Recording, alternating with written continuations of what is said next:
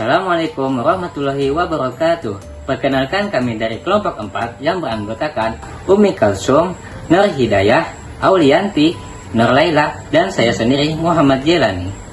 Di sini kami akan mempresentasikan tentang menentukan bentuk penilaian dalam pendekatan Understanding by Design atau disingkat dengan UBD. Sebelum kita masuk pada penjelasan tentang menentukan bentuk penilaian, terlebih dahulu kita mengenal tentang apa itu Understanding by Design atau UBD.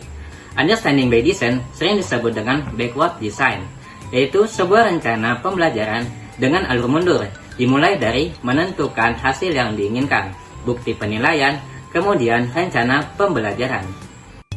Halo teman-teman, seperti yang kita ketahui bahwa Understanding by Design atau UBD itu memiliki 3 tahapan. Yang pertama penentuan tujuan pembelajaran, yang kedua menentukan bukti penilaian, lalu yang ketiga adalah perencanaan pembelajaran. Jadi di sini kami akan memfokuskan atau membahas lebih mendalam tentang tahap kedua, yaitu menentukan bukti penilaian.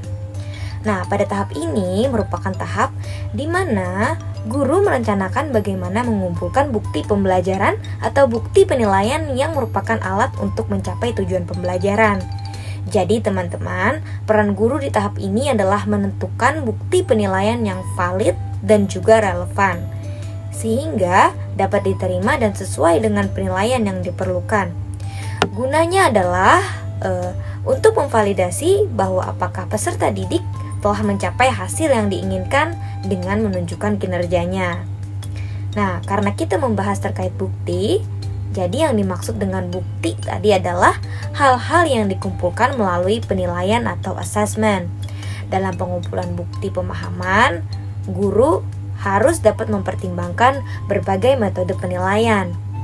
Metode tersebut adalah tugas kinerja atau performance test, dan juga bukti lainnya yang akan dijelaskan oleh teman saya selanjutnya. Selanjutnya, tugas performa atau tugas kinerja disebut juga penilaian autentik yang bertujuan untuk mengetahui tingkat kemampuan siswa dalam menyelesaikan masalah-masalah dalam situasi autentik atau kehidupan nyata.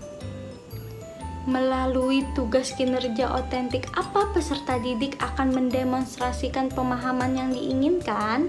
Peserta didik secara berkelompok diminta untuk membuat perencanaan proyek yang meliputi pembagian tugas setiap anggota kelompok, menyusun jadwal pelaksanaan penyelesaian tugas, melaksanakan proyek, membuat hasil proyek dalam bentuk sajian presentasi atau majalah dinding, dan melakukan presentasi terkait hasil proyek. Kegiatannya berupa mengamati dan mencari kegiatan di sekitar yang berkaitan dengan operasi penjumlahan, pengurangan, perkalian, pembagian yang melibatkan bilangan bulat negatif. Selanjutnya, dengan kriteria apa kinerja pemahaman akan dinilai? Yang pertama, persiapan peserta didik secara berkelompok diminta untuk membuat perencanaan proyek yang meliputi pembagian tugas di setiap anggota kelompok, menyusun jadwal pelaksanaan penyelesaian tugas, melaksanakan proyek, membuat hasil proyek dalam bentuk sajian presentasi atau majalah dinding, dan melakukan presentasi terkait hasil proyek. Kegiatannya berupa mengamati dan mencari kegiatan di sekitar yang berkaitan dengan operasi penjumlahan, pengurangan, perkalian, dan pembagian yang melibatkan bilangan bulat negatif. Selanjutnya yang kedua, pelaksanaan.